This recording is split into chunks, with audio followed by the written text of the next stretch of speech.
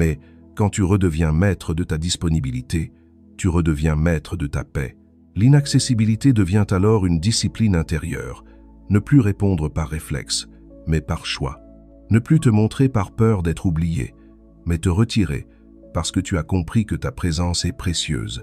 C'est ici que commence la renaissance intérieure, le jour où tu n'as plus besoin d'être vu pour exister.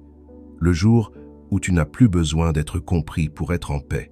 Tu découvres que la vraie puissance est silencieuse, que la vraie lumière n'a pas besoin de projecteur. Et que parfois, le plus grand acte de courage, c'est de disparaître un moment du bruit pour renaître dans le calme. Le silence est devenu un langage que plus personne ne parle. Dans un monde où tout le monde veut avoir raison, être entendu, exister à travers le vacarme, le silence dérange. Il rend les autres nerveux, car il échappe à leur contrôle. Pourtant, c'est là que réside la véritable puissance du stoïcien.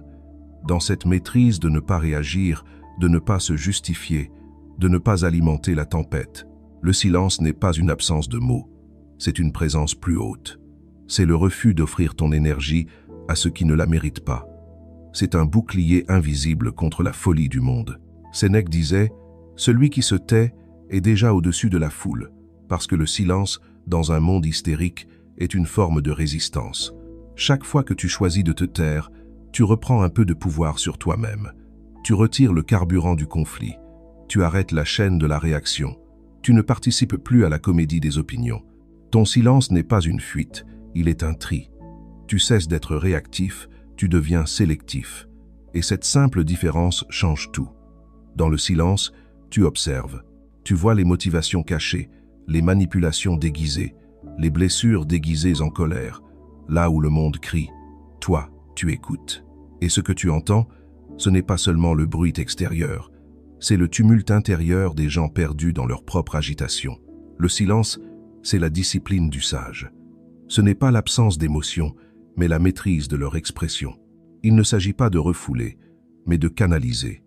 Quand tu te tais, tu n'étouffes pas ta vérité, tu la protèges du gaspillage. Les stoïciens enseignaient que tout ce que tu dis t'appauvrit si ce n'est pas nécessaire. Chaque mot a un prix, et la paix intérieure est la monnaie la plus rare. Ton silence devient donc un acte de conservation spirituelle.